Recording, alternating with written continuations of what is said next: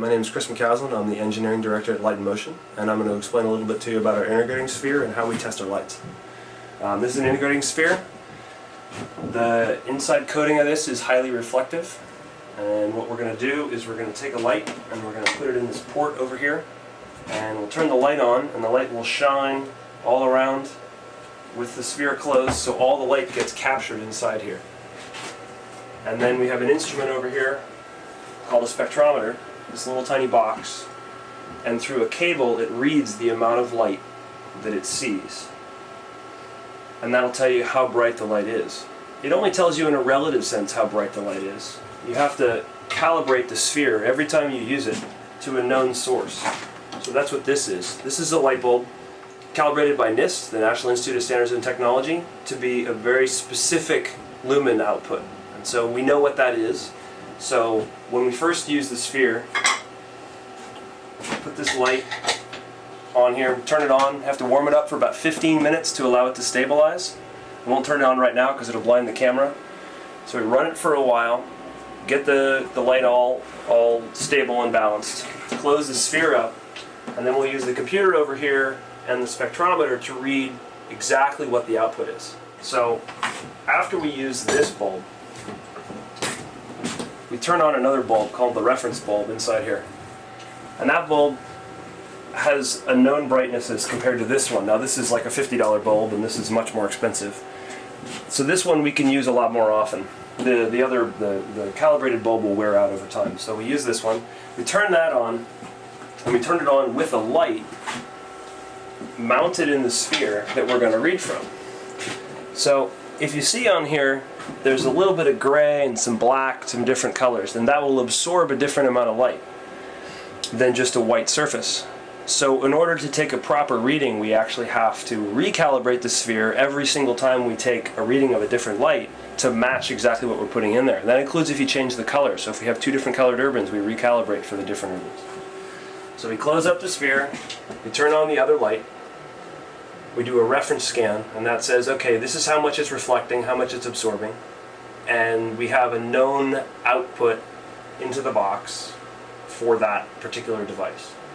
And then we go back to here another time, set up all the calibrations, it's all exactly the way we want it to be, we turn the light on, and then we take readings. And we'll either take a reading instantaneously or we'll take a reading over time to determine what the output's going to be as the light burns down. Because lights definitely vary. Some drop a little tiny bit at the beginning when they heat up, and some drop a lot as the battery runs down. That's sort of the difference between regulation and non-regulation. Right, so as I said earlier, the reflectivity of the inside of this makes a big difference. You're trying to read the amount of light that's reflecting off of here. So when we read any kind of light, we make an adapter that fits the light that's going in there, so as little of the light shows as possible. So, for instance, if we're testing a competitor's light, we'll make an adapter to fit that light so that as little of the light is showing as possible to get the most accurate reading. And as you can see over here, we've made a bunch of adapters over time. This is some of them, so that when we get a new light we can see if one of the ones we already have works. We don't have to make a new one, but we do need to make sure that no light is leaking out of the sphere. So if I stuck a light in there like this, and a whole bunch of light was coming out, then that wouldn't give me an accurate reading. So I've got an Urban 550 set up in here. You can see it's just the front of it showing. Done a reference scan, and so we know exactly how much light's going to get absorbed. Should get an accurate lumen reading. And so come over here, and this is a graph showing the different wavelengths of light. So this is blue down here and red over here, and how much of each. So LEDs are primarily blue and yellow, and those mix together and that gives you white. And the reason this is important is this piece of gear will adjust the output, or the reading that it gets in watts, to lumens, and lumens is adjusted to the human eye. So we see yellow the most, and we see blue a little tiny bit, and red a little tiny bit, and so this will adjust for what you would actually say is brighter or dimmer, not what just a power meter would say is brighter or dimmer, which is generally what this thing is. So come over here, turn the light on, and then take a reading, and I can take the urban with or without the side lights. And sometimes it'll give me different readings with that. So just the front light on this one, when it first turned on, 646 lumens.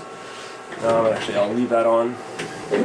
And another thing that happens with LEDs is that the hotter they get, the dimmer they get. And so if you leave the LED on and you keep taking readings, it'll get dimmer over time. So you'll see, I'll take it again here, and it's at 625 lumens, and that's because it's heating up. And with a properly designed heatsink, it'll get a little hotter over time, over a short period of time, and then it'll stay at a steady temperature. Now, these lights are designed for bike use, and so they're not designed with a huge heatsink because you wouldn't want to bike around with that. So if we're doing a long burn on something, we'll turn a fan on, and that will create moving air just like if you were on a bicycle, and cool it off, so that if we're going to test something for a full hour and a half or 2 hours, whatever the burn time is, we have moving air past that, so we can get a more accurate reading as to what that would be like if you were actually out on a bicycle.